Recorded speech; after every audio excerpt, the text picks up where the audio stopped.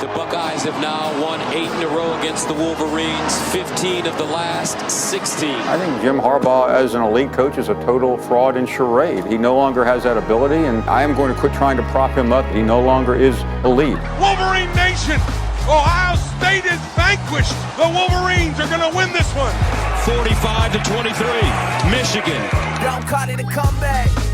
Do we really have to talk about this Michigan comeback story today, Shek? I mean, Shazier, we could wait till Michigan's actually playing in the Final Four and Ohio State is home for the holidays watching Michigan on TV. But you know what? Let's do it right now. Today's comeback is about Michigan football taking the reins back in that one rivalry from your Ohio State Buckeyes 5-0. And former Michigan great Taylor Lewan is here to gloat about it a bit. That's fun, right? I'm not looking forward to this. But we also got TCU comeback story nobody saw coming. And also OBJ coming back to New York from Wondery. I'm Ryan Shazier. And I'm Dave Damashek. And this is Don't Call It a Comeback. Don't call it a comeback. I've been waiting on this moment my whole life. Can't call it a comeback. Everybody to your feet, make arenas rise. Yeah, I'm saying from the left to right, we get it on tonight. We do it all, but we don't back down. Just give me one shot, one chance, I'ma take it. Fixing up the game, but these records I keep on breaking.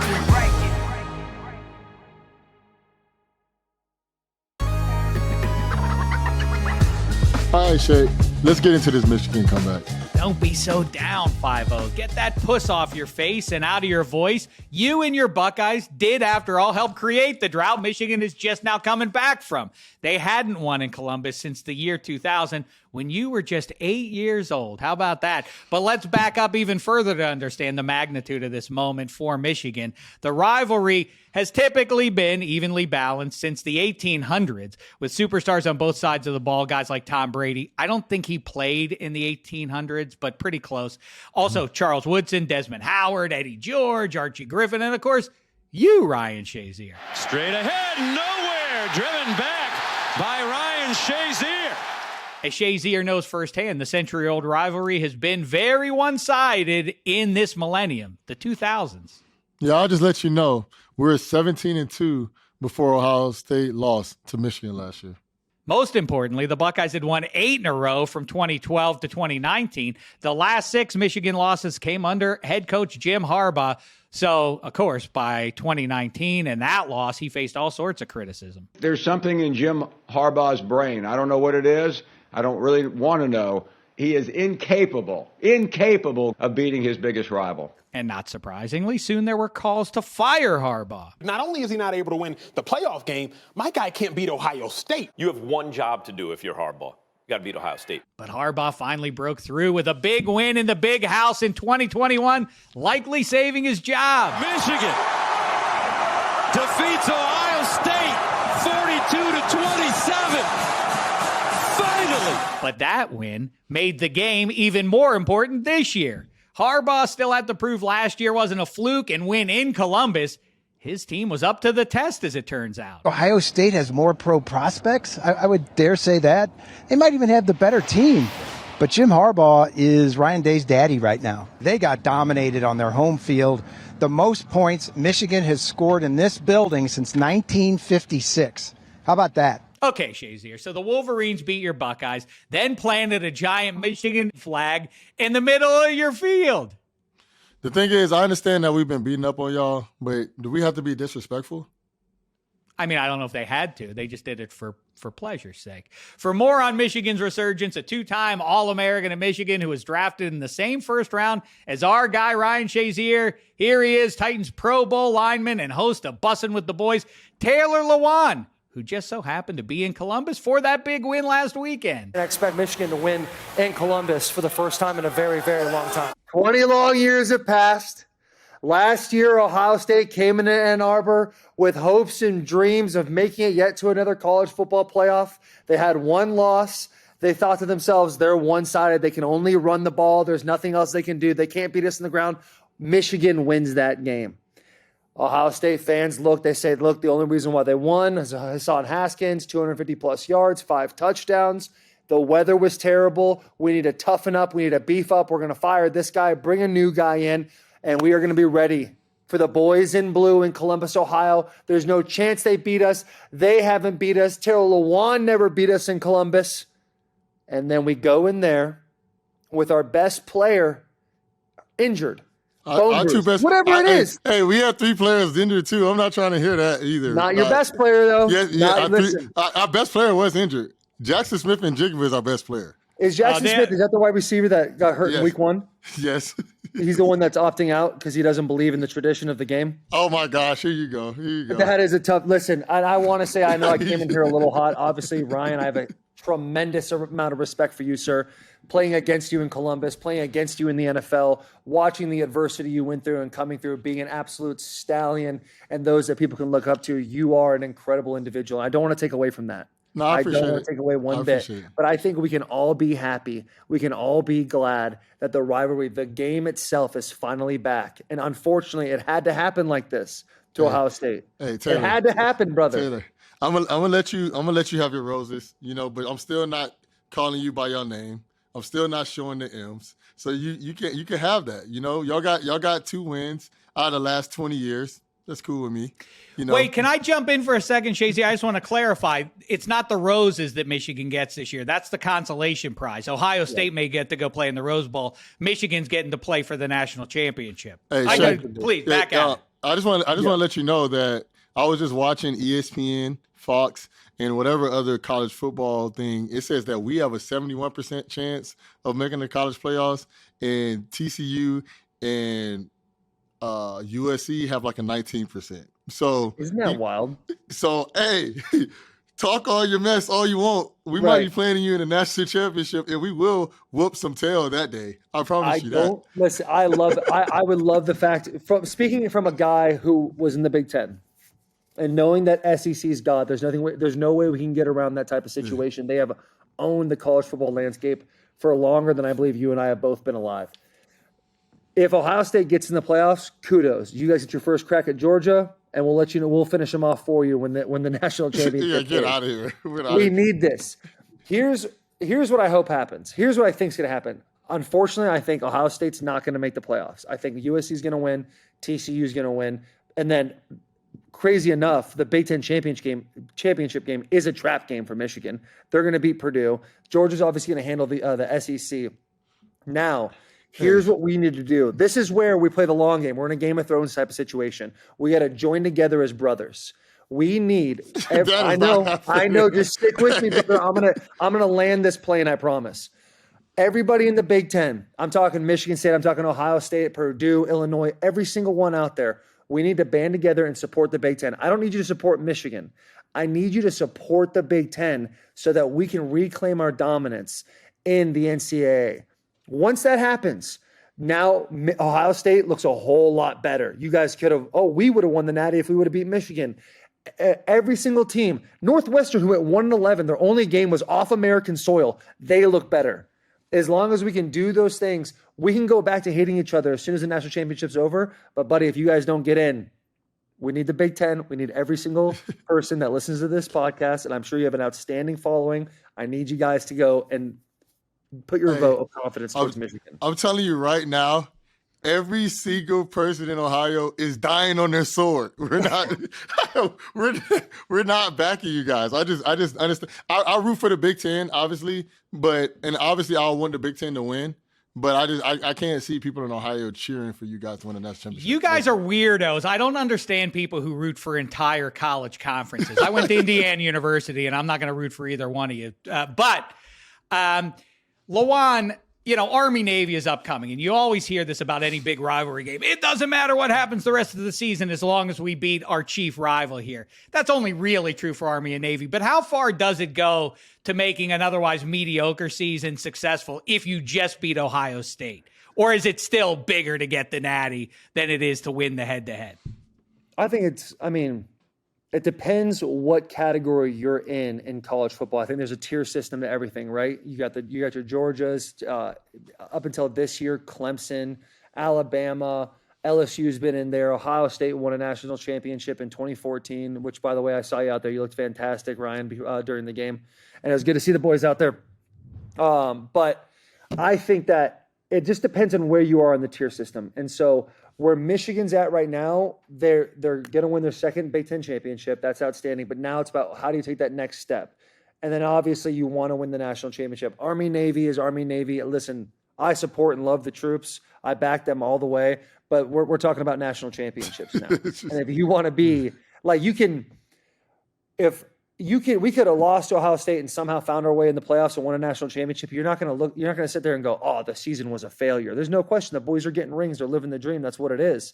I think that last year, that was the case, right? Like you're happy to be in the college football playoffs. You know, Georgia's got every first round draft pick on offense, defense, and special teams. It just wasn't going to happen for them. I think this year, if you would have asked me before this Ohio State game, if Michigan could win a national championship, I would say there's probably no chance. We're two one-sided football team. We're clock management. You use the play action to help out your run game type of situation, some movement passes here and there, and then play solid defense, and then don't mess up on special teams. That's kind of like the game plan of Michigan. What we saw in Columbus, Ohio on Saturday was nothing short of – it amazed all of us as Michigan fans. As an alum sitting there and watching that with JJ being able to have 3 touchdowns and rush for a touchdown. It became a blowout at the end. I'm going to give flowers where flowers is due. Columbus, Ohio is an incredible place. I thought I was going to be in a situation where I was waking up beaten with bars of soap when I first stepped in the spot. And now I can really realize that they're good people out there. And the rivalry just runs so deep for some. It's always at those 5%ers. So I think now Michigan actually has a chance. Georgia's not as good as they were last year. TCU, people have been sleeping on them. TCU is trash. I don't think TCU is going to win this game. But I think one of the two are going to lose. USC or TCU is going to lose. We're going to figure it out, but they're going to lose. And I'm not saying that just because I want Ohio State to win. This whole season, this is the one thing I can say about this season. Georgia, Ohio State, and the team up north, we have been beating everybody else pretty bad besides each other. You know, and y'all beat us by 22, so y'all beat us pretty bad. Mm-hmm. TCU and USC, pretty much every game they've been in has been a nail biter. You know, so it's just like, to me, that's why, and they already lost to the team that they played. So I feel like one of those teams are going to lose. Don't call it a comeback.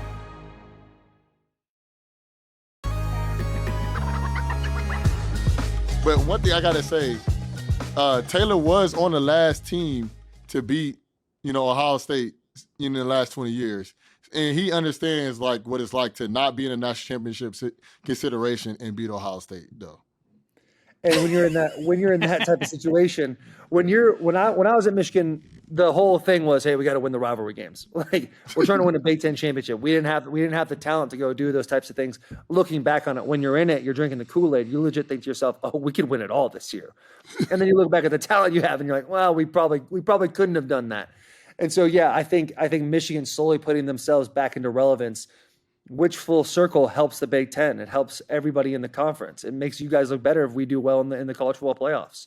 If we're talking from the way I'm talking, is Ohio State doesn't make the college football playoffs. Yeah, no, it definitely will make it better for our conference if we win another championship for our conference. But I just can't see us rooting for you. But the thing is, I want to ask you, Taylor, like, I understand, and I'm not trying to like talk smack or anything. I understand in the last 20 years, we beat you guys 17 out and you guys beat us 3. But do you feel like it's going a little bit too far planting a flag in the middle of the field? I can fully understand why that would be a question you would ask me, being on the reciprocating end of having a flag planted in your field. I fully get that. Would it be going too far when Woody Hayes went for 2 and they were up by multiple touchdowns against Michigan back in the day, and they asked why he went for 2, and he said, because I couldn't go for 3? Would it be over the top? The game is different. Dude. Way back when, went and pulled down the Go Blue banner before the game started? The answer to all of that is absolutely not. I believe in a scrappy, over-the-top, disrespectful rivalry. I think it makes college football so much better and makes the wins so much greater. I think when you guys do eventually win someday, which I don't like, we can talk about the landscape of where college football is going, and I think it's going to be a big changer where Ohio State and Michigan could actually play 3 times in a season. But you guys beating us the next time that happens, hopefully for me in a long time from now, I hope it's disrespectful. I hope it's rude. I hope you guys are giving birds to all the fans as you are walking up the tunnels and doing horrible things, because I think it just makes the rivalry that much more. That's what it was in the 90s. That's what it was in the early 2000s. Then you guys just started running away like crazy with the whole thing. It's like, well, we're kind of just trying to play catch up at this point, right? So I fully understand why that is seen as disrespectful. And as an Ohio State fan, being like, that's rude, that's classless. Yeah, the classic SCU, and then capital UM, the scum, that the whole thing that all the messages like to do. But I think it plays beautifully into what the game is, and that's the greatest rivalry in college sports. That's right. See, Shazier, you can't be doing this jersey swap jive anymore out on the. Look at all those jerseys behind them, Lewan. It's I don't care for that stuff. Do that in the bowels of the stadium, out of eyesight of the public. So, Taylor, I'm going to be completely honest. And based off of what you said earlier is why I did not like you when you were at Michigan. And the reason I say that is because because you're like, I like to be disrespectful. I like to be, I like to flick the bird off the people. And I didn't start liking Taylor until we started training together. Yes, I remember. I didn't start liking him until we started training together for the NFL draft. Taylor, like, how do you feel that Coach Harbaugh was able to turn everything around for the Wolverines? Because he went from, hey, we might fire this guy to now, he's one of the best coaches in college football and he's beating his rival the last 2 years. Put the quotations around the best. I think this is a classic stay the course and let your guy get his guys in there and figure out the culture of the team type of situation. Listen, a year ago, 2 years ago, during COVID year when it was like a 6-game season, they went like 2-4. I'm over there on Bussin the boys trying to make headlines saying, hey, we got to get rid of Harbaugh. Everybody wanted Harbaugh. When I was at Michigan, Rich Rodriguez was my first head coach. He gets fired. We want Harbaugh. Brady Hoke comes in. He gets fired. We want Harbaugh. They finally get Harbaugh. And it kind of seems like, are they really doing anything? Are they really going to be like what Michigan's always wanted them to be? I think they've done a fantastic job of staying the course, and Harbaugh playing an extremely talented game of chess with the University of Michigan to put himself in a position that he is now, taking a pay cut last year. Now, then in the offseason, saying, hey, he's going to go to Minnesota, he's going to go to the NFL. Now, all of a sudden, Michigan's paying this man. And I think he's done a phenomenal job of knowing the game within a game from a coaching standpoint to stay in Ann Arbor and now bring these guys in. I think the world's his oyster at this point. You go 12-0. Let's say they lose the Big Ten championship. Let's say they lose the bowl game after they lose the Big Ten championship. What an incredible year for the University of Michigan to go 12-0. That's unbelievable. And that'll forever go down in history. And that's something he can really put his name on. You guys got us last year. You guys got us this year. And I want to make a proposition. So the next time we play each other, the next time you have a podcast or you come on our podcast, you have to wear Ohio State gear, and I'll do the same. That sounds like a plan to me, buddy. I'm 100% about that. Do you really think Ohio State's going to win this next year? Yes, 100%. We're not going to have Stroud. And our 2-star running backs that are both out this game. We had our starter running back this game was a linebacker. He was a linebacker. Number 19 was a linebacker. He is a linebacker. But end of the day, but Taylor, man, I wish you the best I know you are for the rest of the year, but I wish you the best, man. And what do you expect for your comeback, man? I'm not sure, man. I'm in a big point of life and evaluating right now. You got 2 ACLs in 3 years. It's obvious when you play in this game long enough, you know what that's going to look like. And I'll probably get released by the Titans after the season. And once that happens, it's like sit down, find some suitors, and see where home's going to be next. Yeah, I know a nice place for you. Where's that? Me and Dave both love this city. Pittsburgh, PA? You want Lewan on the banks of the Three Rivers there? Hey, he's one of the greatest tackles in the game. He just unfortunately got hurt. I unfortunately got hurt. I'm out of the game, but Taylor still can play. I love it. That would be a fantastic addition for one Ken Pickett in his sophomore year. But before we get to 2023, let's at least stay till very early January 2023 and the last week of this year. What if? Do you guys like the idea? Lewan, you go first on this. Obviously, Shazier would support this. Ohio State gets that 4 seed. You joke about that. They could take down Georgia. Do you like the idea of Michigan v. Georgia for the Natty, or do you like Ohio State v. Michigan for the Natty? Be fun. Yeah, that'd be cool. You would like it? Would you like that? I wouldn't want them getting a second shot at me if I were in your seat. No, you know what? You get Michigan. You wait a month. Ohio State's got to play Georgia, which is the best team in college football right now until proved otherwise. Michigan beats TCU, we're going to assume on that.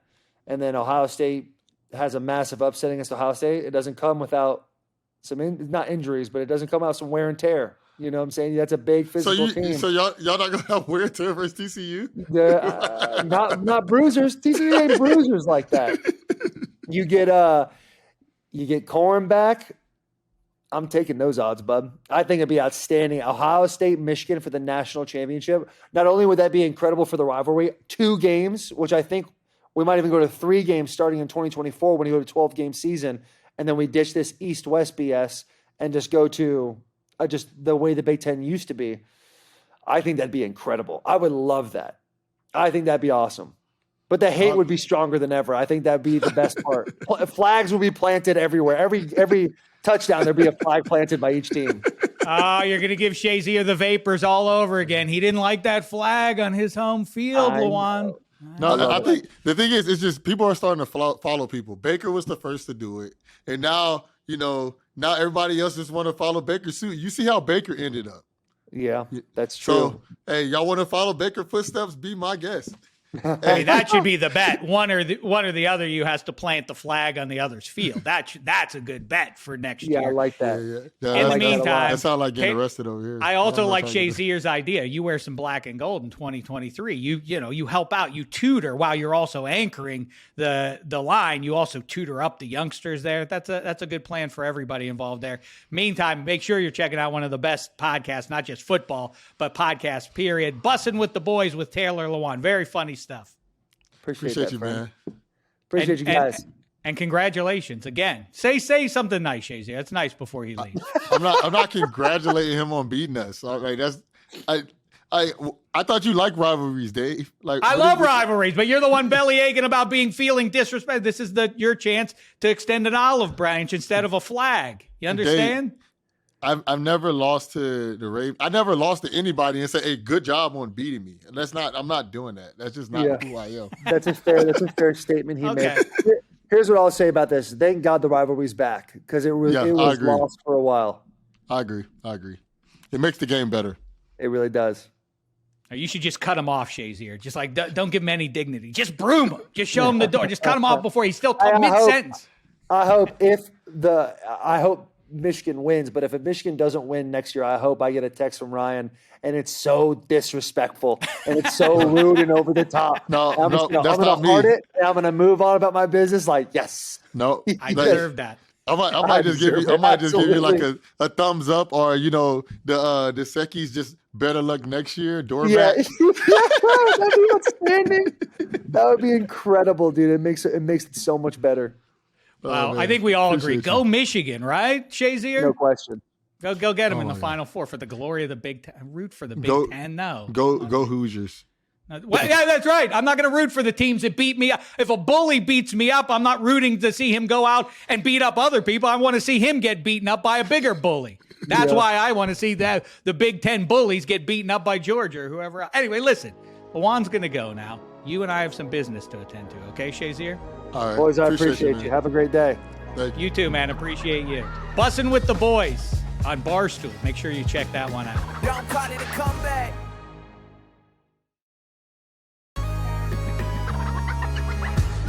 And let's move on here. It's time for some other comeback stories in the news we need to talk about here, 5-0. This is the check down. All right, we're talking about him. TCU is the third-ranked team in the nation, and the Horned Frogs have QB Max Duggan to thank for that. Duggan came back from heart surgery in 2020, lost the starting gig this offseason, then came back again to reclaim the job. Now he's one of 3 finalists for the Davey O'Brien Award, along with C.J. Stroud and Caleb Williams.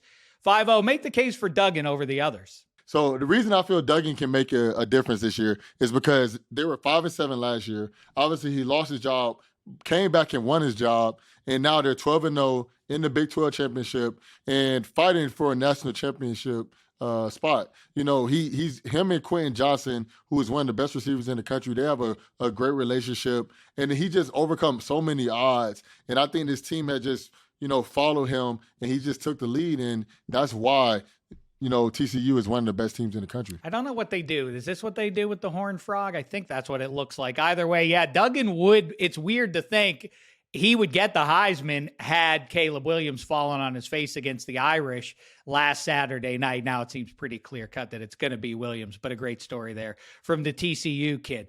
Moving on. Commanders running back Brian Robinson had the best game of his career last Sunday, going over 100 yards and for a touchdown just 3 months after he got shot 4 times in the leg. 5-0, forget the physical comeback. How hard is it to come back mentally and otherwise from being in a hospital in preseason with gunshot wounds? So I don't understand what it's like to have a gunshot wound, but I understand what it's like to be out of the game of football for a long period of time and then trying to come back and be at the same speed.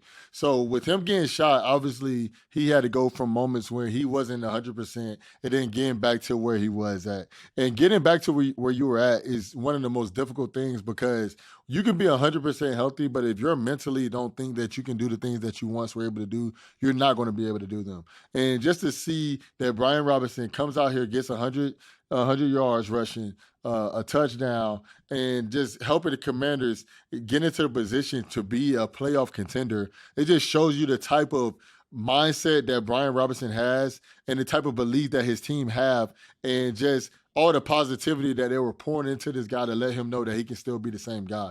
So comebacks always, they have to have some type of positivity moment in it to feel that you can make it back to where people never thought you would be. And Brian Robinson, he definitely has the mental capacity to get back to where he had to be. And that's why he's doing so well. It's a great story for him personally. It's a good story for Washington overall, that what they're doing with what's going on at the ownership level, that mess. Yeah, great stuff. In the offseason, we should do, is there going to be a comeback story for Carson Wentz? Because it doesn't look like he's in the long-term plans there. Let's talk about Odell Beckham Jr. He was in the middle of a career resurgence with the Rams, you'll recall, and during the Super Bowl, tore his ACL. Now Odell is almost recovered. A lot of suitors, high-end, maybe deep January runs upcoming for some of the suitors for him. Can OBJ come back to the Big Apple? Can he sign with the Giants? Would that make any sense? And is any of it possible after what happened last weekend when he was taken off an airplane? Murky exactly what went on there, but they threatened to unload the entire plane if he didn't get off. So strange stuff there. But where does Odell fit in 2022 NFL, if at all? So I know a lot of teams want him. Odell is one of the best receivers when he's healthy. And he might not be top 5, but he's top 10, top 15. And top 15 receivers make a huge impact on the game. So I think he could definitely make a comeback to the Giants. But the thing that's kind of weird with me when it comes to the Giants situation is that he left on bad terms with the ownership. So with him leaving on bad terms with ownership, that's what makes it questionable for a comeback for him to the Giants. So that's why I think somebody like Dallas or another team or the Bills will be a better suit for Odell because, I know that the Giants, they're one of the teams that's more willing to deal with controversy from a player. While when you formerly just left a team, sometimes when you burn a bridge, it's a lot harder to cross it or a lot harder to get back on to the bridge when, the relationships that you have aren't on the same page. So I think that's the one question that he has possibly with the Giants. But I think he's more likely going to end up at the Cowboys or the Bills. And, whenever you add more baggage into your garbage bag, it makes more questions. And, the Morals, they already left him kind of questionable. And then he gets in this type of trouble. They might say, hey, Jerry, you can have him, or he can go to the Bills and you guys can deal with that. We already know what type of dude he is. So I think he can make a comeback. I think he can make an impact on wherever he ends up. But it just depends on what the ownership is willing to deal with, because when you bring Odell, you bring a lot of eyes with him. So Odell can just be sitting in his car with his seatbelt unbuckled. There's going to be tabloids and millions of people trying to figure out what's going on. And, it just depends on who's willing to deal with that. Well, I think we know the answer to that. America's team is the fit there. I mean, listen, Terrell Owens didn't plant a flag. He planted himself right in the middle of the Dallas Cowboys star right there in their stadium, and they still made him a Dallas Cowboy. So I think Odell Beckham makes sense there at a position of need for a team that's coming on here with Dak Prescott and company. Look out for those Dallas Cowboys against those Miami Dolphins, as a matter of fact. Shazier, the U.S. men's national team, has made a big comeback to the World Cup. They are through their group here. They have vanquished Iran 1-0, not 1-0, 1-0. To be clear, have you caught a case of football fever? So I'm already a fan of football in general, and football. But I'm kind of like Peyton Manning in the Lay's commercial. I'm rocking more with soccer. It's called soccer, but I have been having some soccer football fever, and I have been watching every single game that we've been playing in, and I'm really excited to see how our team is playing. They're one of the youngest teams, they're third youngest team in the World Cup. We made it to the groups. We made it out of the group stage. Now we're in the round of 16. And once you're in the round of 16, it's a possibility that anybody can win. And the biggest thing that I'm really excited about, but I'm really worried about, is that we just have to make sure that Pulisic is healthy. If Pulisic is healthy and he's back at 100% when we play the Netherlands, man, I think we can go as far as these guys believe we can go.